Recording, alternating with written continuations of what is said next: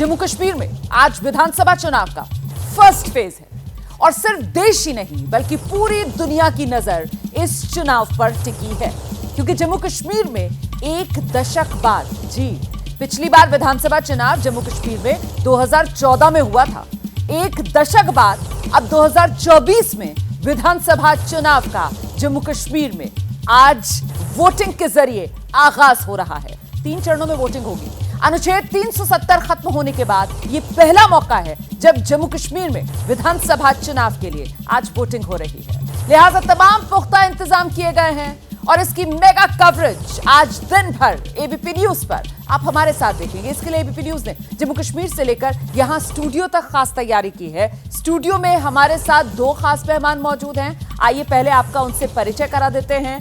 मेरे साथ इस समय आप देख रहे हैं वरिष्ठ पत्रकार रामकृपाल सिंह जी और अजय कौल साहब यहां स्टूडियो में मौजूद हैं। जम्मू कश्मीर से हमारे साथ हमारे सहयोगियों की टीम जो इस समय ग्राउंड पर मौजूद है, उनसे भी आपका परिचय करवाएंगे और चुनाव से जुड़ी बड़ी बातें और अपडेट के जरिए भी आपको समझाएंगे कि आखिरकार आज किस तरीके की हलचल है। तस्वीरें आप देख रहे हैं, देखिए किस तरीके से श्रीनगर से मेरे सहयोगी आशीष कुमार सिंह से लेकर जैनेन्द्र, आसिफ कुरैशी पुलवामा से हमारे तमाम सहयोगी इस समय हमारे साथ मौजूद हैं और ग्राफिक्स के जरिए समझाने के लिए हमारी सहयोगी पूजा जो है वो डेटा स्टूडियो से हमारे साथ जुड़ेंगी, जो इस चुनाव की बड़ी बातों से लेकर हर सीट का सियासी रण, समीकरण और अहमियत का विश्लेषण आप तक पहुंचाएंगे। लेकिन उससे पहले आपको बता दें, जम्मू कश्मीर में पहले फेज के लिए वोटिंग शुरू हो गई है। सुबह 7 बजते ही जम्मू कश्मीर में आज वोटिंग शुरू हो गई है। जम्मू कश्मीर के 7 जिले हैं और 7 जिलों की 24 सीटें हैं। 24 सीटों पर मतदाता करीब 219 उम्मीदवार जिनकी किस्मत का फैसला कर रहे हैं।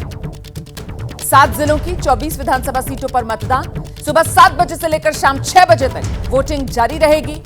और खास बात यह कि महबूबा मुफ्ती की बेटी इल्तिजा भी इस फेज में उम्मीदवार के तौर पर किस्मत आजमा रही हैं। आप जानते हैं अनुच्छेद 370 हटने के बाद पहला विधानसभा चुनाव, 10 साल बाद जम्मू कश्मीर में यह विधानसभा चुनाव हो रहा है। पहले फेज के लिए वोटिंग शुरू हो चुकी है। सुरक्षा का कड़ा पहरा है और इसी सुरक्षा की मुस्तैदी के बीच जम्मू कश्मीर की 24 सीटों पर आज वोट डाले जा रहे हैं। महत्वपूर्ण यह हो जाता है कि इस वोटिंग के जरिए जम्मू कश्मीर अपने भविष्य के लिए लोकतंत्र की एक मजबूत कहानी लिखता हुआ आज नजर आ रहा है। वो तस्वीरें भी आपको दिखाऊंगी, ग्राउंड पर आपको लेकर चलूंगी, लेकिन पहले आपको लेकर चलते हैं अपने डेटा स्टूडियो पूजा के पास। पूजा। बिल्कुल शुक्रिया रोमाना और दर्शकों को नमस्कार। देखिए, सबसे पहले समझेंगे जम्मू कश्मीर पहले फेज के चुनाव की 10 महत्वपूर्ण बातें। सबसे पहले तो देख लीजिए कि अनुच्छेद 370 हटाने के बाद ये पहला चुनाव जम्मू कश्मीर में होने जा रहा है। और जैसा कि अभी आपको रोमाना ने भी बताया कि 10 साल के बाद, जो इससे पहले चुनाव हुआ था वो 2014 में हुआ था और अब 10 साल के बाद 2024 में चुनाव होने जा रहा है। 7 जिले और 24 सीटें जिन पर आज मतदान होगा। अब से 1 घंटे के बाद करीब मतदान की प्रक्रिया शुरू हो जाएगी। देखिए, जम्मू के 3 जिले और कश्मीर के 4 जिलों को आज के जो चुनाव की वोटिंग है वो कवर करने वाली है। और अगर सीटों के लिहाज से समझें तो जम्मू की 8 सीटें और कश्मीर की 16 सीटों पर मतदान होगा। सबसे ज्यादा अनंतनाग जिले की सीटों पर वोटिंग होनी है और ये जो कुल सीटें हैं अनंतनाग जिले की वो 7 रहेंगी। उसके अलावा देखिए, आतंक प्रभावित साउथ कश्मीर के 4 जिलों में भी आज ही वोटिंग होनी है। 219 उम्मीदवारों की राजनीतिक किस्मत आज के इस चुनाव में दांव पर लगी है। 23 लाख वोटर अपने मताधिकार का इस्तेमाल इस चुनाव के जरिए करने वाले हैं और 4 सीटें ऐसी रहेंगी जिन पर कांग्रेस और नेशनल कॉन्फ्रेंस के बीच फ्रेंडली फाइट आपको देखने को मिलेगी। जी रोमाना। और देखिए, अब एबीपी न्यूज पर अवामी इत्तेहाद पार्टी के अध्यक्ष हैं इंजीनियर रशीद, बारामूला से सांसद हैं इंजीनियर रशीद। उनका बड़ा बयान सामने आया है। इंजीनियर रशीद कह रहे हैं कि मेरे दरवाजे किसी के लिए बंद नहीं हैं। अवामी इत्तेहाद पार्टी के बिना सरकार बनेगी नहीं। मतलब इंजीनियर रशीद खुद को इस बार जम्मू कश्मीर विधानसभा चुनाव में किंग मेकर मानकर चल रहे हैं। मैं बीजेपी का एजेंट नहीं, यह कहना है इंजीनियर रशीद का। आरोप इंजीनियर रशीद पर जो मुख्यधारा की पार्टियां हैं जम्मू कश्मीर की, नेशनल कॉन्फ्रेंस से लेकर पीडीपी तक, कांग्रेस तक, सब यही आरोप लगा रहे हैं कि बतौर बी टीम बीजेपी की इंजीनियर रशीद इस बार विधानसभा चुनाव में है। तो उस पर इंजीनियर रशीद कह रहे हैं कि मैं बीजेपी का एजेंट नहीं हूं, नतीजों के बाद गठबंधन पर फैसला होगा, दरवाजे मेरे सबके लिए खुले हुए हैं। सुनिए जरा इंजीनियर रशीद से हमारे सहयोगी आशीष सिंह ने की है खास बातचीत। कश्मीर से 370 हटने के बाद पहली बार विधानसभा चुनाव हो रहे हैं। सभी की नजर इस पर है कि किस तरह के नतीजे कश्मीर की जनता यहां पर सामने लाएगी। हमारे साथ खास तौर पर बात करने के लिए अब ऐसे वक्त पर जबकि वोटिंग की प्रक्रिया शुरू हो चुकी है, आवामी इत्तेहाद पार्टी के फाउंडर इंजीनियर रशीद साहब हैं। रशीद साहब बहुत बहुत शुक्रिया सुबह सुबह वक्त देने के लिए। आपको क्या उम्मीद है कि आज जो वोटर्स वोट डाल रहे हैं किन मुद्दों पर, क्योंकि आपने कई इश्यूज रेज किए हैं, और किस तरह के नतीजे की उम्मीद है? हमें उम्मीद है कि वोटर नरेंद्र मोदी का नया कश्मीर का जो नारा है उसको रिजेक्ट करेंगे और एनसी और पीडीपी की हिपोक्रेसी को एक्सपोज करेंगे। आपको लगता है कि आज जो वोटर वोट डाल रहे हैं इन्हीं बातों को ध्यान में रख करके? हमें लगता है उससे बड़ी चीज़ और कुछ नहीं, क्योंकि जो रेस्पॉन्स हमें साउथ कश्मीर में मिला उससे बिल्कुल लोगों के चेहरे पढ़कर, उनका जोश देखकर ये बात क्लियर थी कि ये लोग चाहते हैं कि कोई ईमानदार लीडरशिप आए जो उनकी बात करे। और उसके लिए ऑप्शन एआईपी से बेहतर और कोई नहीं। यही मैं पूछना चाह रहा था। 44 आपके कैंडिडेट्स खड़े हैं, आपको क्या? 44 नहीं है, उससे कम है। नहीं बताइए आप। मैं पूछना ये चाह रहा हूँ कि आपको क्या उम्मीद है, कितनी कैंडिडेट्स आपके जीत सकेंगे? देखिए, ये कश्मीरियों तक है। अगर वो वाकई चाहते हैं कि यहाँ एक तब्दीली आए, मुश्किलात से बाहर निकले और कोई नरेंद्र मोदी जी के मुंह पर कश्मीर मसले की बात करे, उनको मजबूर करे रेजोल्यूशन के लिए, ह्यूमन राइट्स वाले रोकने के लिए, 370 पर बात करने के लिए, तो ये मौका है कि वो एआईपी का साथ दें। मुझे उम्मीद है कि एआईपी के बगैर जो अगली सरकार होगी उसमें एआईपी का बहुत बड़ा रोल होगा। मतलब चाबी जो है वो आपके पास हो गया? मैंने चाबी की बात नहीं।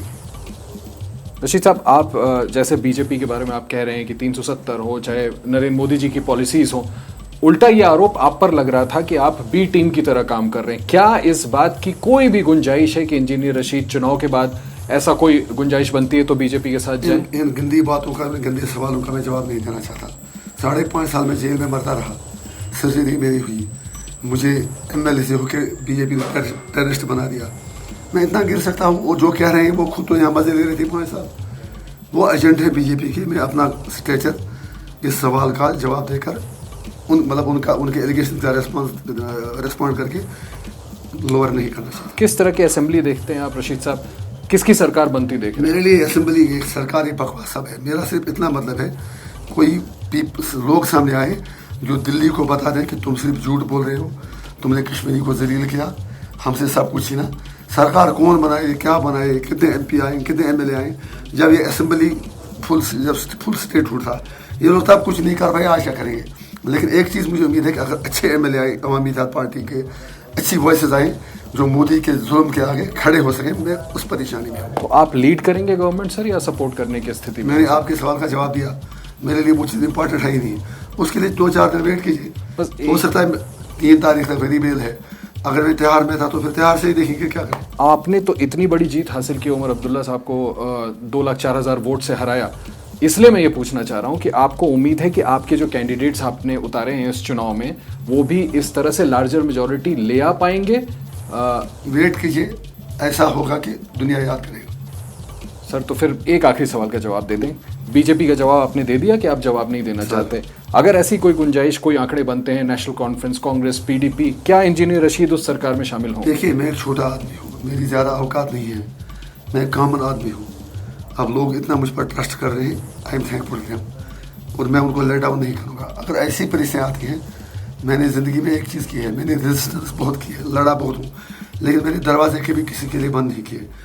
देखते हैं उस वक्त क्या माहौल होगा। ये बहुत बड़ी बात आप बोल रहे हैं बीपी न्यूज़ पे कि दरवाजे बंद नहीं होंगे, आप उस वक्त फैसला करेंगे। ऑब्वियसली देखिए, अल्टीमेटली मकसद मेरा पावर नहीं है, मकसद मेरा है कि मैं अपने लोगों के लिए क्या कुछ अचीव करना चाहता हूँ। अगर मेरा मकसद पावर होता, जैसा ही बी टीम कह रहे, तो उन मेरे दोस्तों से ये कह दीजिए कि मैं एक इंडिपेंडेंट एमपी बन गया। पहली बार कश्मीर की हिस्ट्री में 47 से आज तक इंडिपेंडेंट एमपी बना है, वो भी जेल में बैठकर। तो फिर नरेंद्र मोदी मुझे यूनियन कैबिनेट में ऑफर कर लेते, मुझे इस पंगे में पढ़ना ही नहीं था। पावर मेरी प्रायोरिटी नहीं है, मेरी प्रायोरिटी है कि किसी तरह मारदाट खत्म हो और कश्मीर में एक एवर लास्टिंग पीस होती है। कम से कम बीजेपी के साथ नहीं जाएंगे इंजीनियर रशीद? अगर नरेंद्र मोदी जी कल ये कहते हैं कि कश्मीर का मसला कश्मीरियों की मर्जी के मुताबिक इंसाफ की बिदाता हल होगा, उस वक्त हम देखेंगे क्या करें। बहुत बहुत शुक्रिया एबीपी न्यूज से बात करने के लिए। आपने और इस बीच एक और बड़ी खबर आपको बताते हैं। जम्मू कश्मीर चुनाव को लेकर प्रधानमंत्री नरेंद्र मोदी ने एक्स पर पोस्ट किया है। प्रधानमंत्री ने लोकतंत्र के त्योहार को मजबूत करने की अपील की है। सभी लोग बड़ी संख्या में मतदान करें, प्रधानमंत्री नरेंद्र मोदी की तरफ से यह अपील एक्स पर पोस्ट करके की गई है। युवा और फर्स्ट टाइम वोटर्स भागीदारी निभाएं। जिम्मेदारी युवाओं को, फर्स्ट टाइम वोटर्स को भी प्रधानमंत्री नरेंद्र मोदी ने आज वोटिंग वाले दिन याद दिला दी है। तो एबीपी न्यूज भी आपसे यही अपील करेगा, अगर आपके इलाके में भी आज वोटिंग हो रही है तो अपनी जिम्मेदारी जरूर निभाएं। आपका अधिकार भी है, आपकी जिम्मेदारी भी है, जाइए वोट जरूर दीजिए। जम्मू कश्मीर की 24 सीटें सुबह 7 बजे से वोटिंग शुरू हो चुकी है। और आइए अब कुछ महत्वपूर्ण सीटें, कुछ वीवीआईपी उम्मीदवार जिनके बारे में आपको जानना जरूरी है, जिनकी किस्मत इस फर्स्ट फेज में दांव पर लगी हुई है, उन्हीं के बारे में आपको बताते हैं। सीधे लेकर चलते हैं आपको डेटा स्टूडियो अपनी सहयोगी पूजा के पास। बिल्कुल, देखिए पहले दौर के चुनाव में कौन सी महत्वपूर्ण सीटें हैं, कौन कौन से उम्मीदवार चुनावी मैदान में हैं, आइए आपको बताएं। सबसे पहले अनंतनाग जिले को लेकर जो डेटा हमारे पास है, देखिए महबूबा मुफ्ती की बेटी इल्तिजा यहीं से उम्मीदवार है। 7 विधानसभा की सीटें और 6 लाख से ज्यादा वोटर्स आज अपने मताधिकार का इस्तेमाल करने वाले हैं। अब देखिए, अगस्त में आतंकी हमले में 2 जवान शहीद हुए थे।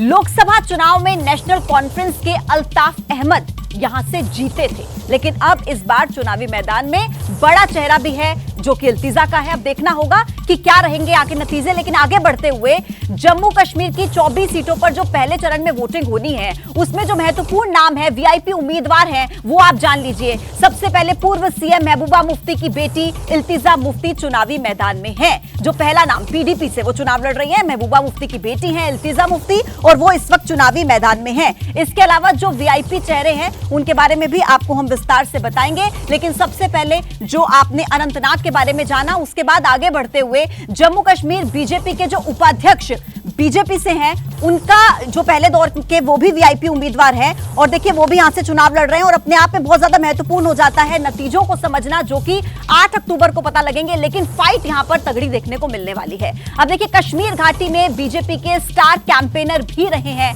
अब ऐसे में यहां पर कैसी फाइट रहती है, ये देखना काफी दिलचस्प होगा। जी रोमाना, आइए सीधे आपको लेकर चलते हैं। आशीष इस समय हमारे साथ मौजूद है। आशीष, आपने जो बातचीत की है इंजीनियर रशीद से, वो हमने दर्शकों को सुनाई। ये तो बड़े मजे हुए राजनेता की तरह, और बीजेपी को लेकर भी जिस तरीके से दरवाजा खुला होने का संकेत साफ तौर पर इंजीनियर रशीद की तरफ से दे दिया गया है, मतलब ये मानकर चल रहे हैं कि जम्मू कश्मीर में नतीजा जो भी हो, किंग मेकर इंजीनियर रशीद ही रहेंगे। जी बिल्कुल रोवाना, और मुझे लगता है कि ये इंटरव्यू जो इंजीनियर रशीद ने एबीपी न्यूज़ को दिया है, ये कश्मीर का पॉलिटिकल सिनेरियो अभी से बदल देगा। आप ये देखें, इंजीनियर रशीद को लगातार ये कहा जा रहा है कि यहाँ पर आकर के जो पहले से बैठा बिठाया पॉलिटिकल खेल था, उसको पूरी तरह से इंजीनियर रशीद ने बिगाड़ दिया है। यहाँ पर आकर के लोगों से बात करके भी मुझे इस बात का एहसास हो रहा है कि निश्चित तौर पर इनके उतारे हुए कैंडिडेट्स जिनको ये सपोर्ट कर रहे हैं, जिनके लिए कैंपेन कर रहे हैं, अगर इतने साइजेबल नंबर ऑफ सीट्स ले आते हैं तो कहीं ना कहीं सत्ता की चाबी इनके पास हो सकती है। बड़ा आर्गुमेंट है कि कहीं बीजेपी को सपोर्ट कर सकते हैं कि नहीं कर सकते हैं। पहली बार एबीपी न्यूज़ के कैमरे पर इंजीनियर रशीद का यह कहना कि उनके दरवाजे सभी के लिए खुले हुए, और सिर्फ बीजेपी के लिए नहीं, बीजेपी के लिए उन्होंने कहा मोदी जी अगर ऐसा ऐसा कहें तो मैं सोचने के लिए तैयार हूं, और पीडीपी, एनसी और कांग्रेस के पर भी उन्होंने डिनाई नहीं किया। इनफैक्ट उस क्वेश्चन पे ज्यादा प्रिसाइसली उन्होंने कहा कि मेरे दरवाजे किसी के लिए बंद नहीं है। मुझे लगता है कि भले ही अभी तक पॉलिटिकल पार्टीज एक दूसरे की राइवलरी में इनके खिलाफ तरह तरह के बयान जरूर दे रहे हो, लेकिन इस एक इंटरव्यू के बाद मुझे लगता है आज से परिदृश्य बदलेगा। और इनको बैकग्राउंड पे आप देखिए, ऑन रिकॉर्ड भले ही अभी भी लोग एक दूसरे की आलोचना करते रहे, लेकिन अब इनको टेलीफोन कॉल्स आने शुरू हो जाएंगे। सभी इस जुगत में लगेंगे क्योंकि सबको पता है इंजीनियर रशीद खेल बिगाड़ सकते हैं, और ऐसे में नंबर ऑफ एमएलएज अगर वो ले आते हैं तो सबको इनकी जरूरत हो सकती है। इस लिहाज से उनका यह बयान साफ तौर पर दरवाजे सबके लिए खुले हुए हैं, सियासी तौर पर कोई भी अछूत नहीं है। इंजीनियर रशीद ने एबीपी न्यूज से खास बातचीत में ये साफ शब्दों में एक तरीके से कह दिया। हमारे साथ हमारे सहयोगी जैनेंद्र इस समय अनंतनाग से ही मौजूद हैं और अनंतनाग की ही वो बिजबेहड़ा सीट जहां से महबूबा मुफ्ती की बेटी इल्तिजा मुफ्ती जो है वो चुनाव मैदान में किस्मत आजमा रही हैं। फिलहाल पोलिंग बूथ पर नजर आ रहे हैं मुझे जैनेंद्र, किस तरीके का उत्साह मतदाताओं में नजर आ रहा है जैनेंद्र? बहुत उत्साह रोमाना और गुनगुनी जो है वो धूप के साथ सुबह की शुरुआत हुई है। हल्की ठंड है लेकिन मतदान केंद्रों पर ये कतार देखिए और ये उत्साह देखिए। मेरे साथ दो बुजुर्ग वोटर हैं जो वोट डालकर आए हैं, इनसे बात करेंगे। आपका नाम क्या है? साजा। और किस मुद्दे पर आपने वोट डाला है और कितना अहम है इस बार का चुनाव? जब भाषा की दिक्कत है, मुद्दा क्या है, किस इशू पर आपने वोट डाला? चलिए, शायद मैं इन्हें समझा नहीं पा रहा लेकिन इनकी खुशी काफी कुछ बताती है। आप बात करेंगे, जरा पहले दिखा दीजिए वोट डाला जो आपने, वो निशान दिखा दीजिए, निशान दिखा दीजिए, इधर दिखाइए कैमरे पे। किस मुद्दे पर वोट डाला? मुझे हक है, हक है ये। आपका हक है? हाँ, हक है। अपने हक के लिए आप यहाँ पर आए। मुद्दा क्या है आपके जहन में, किस मुद्दे पर आपने वोट डाला? क्या पढ़ रहे हो, ये क्या आया उधर तो क्या गया इधर, हमें बस हमें वोट डालना है, ये हक है, ये हमारा से ना, ये हक है जी। तो अपने हक का इस्तेमाल, अपने अधिकार के इस्तेमाल के लिए आए हैं और मतदान केंद्रों पर वोटरों की कतार है। रोमाना, आपके पास अगर समय हो, वोट डाल लिया आपने? हाँ सर। अच्छा, आप हमसे बात करिए, बताइए किस मुद्दे पर आपने वोट डाला? कश्मीरी बोलो, कश्मीरी बोलो, हम उर्दू नहीं समझ आया। अच्छा, उर्दू आप नहीं समझते। जो लोग मतदान के लिए कतार में हैं उनसे बात करेंगे। आप युवा हैं, क्या मुद्दा है जहन में जब आप आज वोट डाल रहे हैं? एजुकेशन के लिए, हेल्थ के लिए डेवलपमेंट होनी चाहिए और क्या, विकास के मुद्दे पर। आप किस मुद्दे पर वोट डाल बस रहे हैं? इसी के लिए विकास होना चाहिए, और कितना बेरोजगारी खत्म होना चाहिए, पकड़ दकड़ खत्म होना चाहिए, और क्या। 10 सालों के बाद विधानसभा के चुनाव हो रहे हैं, 370 हटने के बाद क्या फर्क है इस बार के चुनाव? अच्छा, आप बताओ। बस ये पढ़ाई और विकास के लिए, और क्या। तो ये आप कश्मीर के आवाम को सुन रही हैं रोमाना, जज्बाती मुद्दे नहीं हैं, बुनियादी मुद्दे हैं, विकास, पढ़ाई, रोजगार, शांति। इन मुद्दों पर लोग अपना वोट डाल रहे हैं और ये पहले चरण का मतदान है जो शुरू हो चुका है। और हम अनंतनाग, दक्षिण कश्मीर के अनंतनाग जिले के बिजबिहारा सीट पर हैं, जो बता रही थी हमारी सहयोगी, ये इल्तिजा मुफ्ती यहाँ से दोबारा आपके पास आ जाऊंगी, तब और जानकारियां दीजिएगा। तो कुल मिलाकर बुनियादी मुद्दों पर कश्मीर के लोग वोट डालने के लिए निकल रहे हैं और बड़ी बात यह कि लोकतंत्र की बुनियाद को मजबूत करते हुए नजर आ रहे हैं। हमारे साथ हमारे अन्य सहयोगियों को भी आप देख रहे हैं। आसिफ कुरैशी पुलवामा से हमारे साथ मौजूद है, अजय वासलू को आप देख रहे हैं डोडा से इस समय हमारे साथ जुड़ रहे हैं।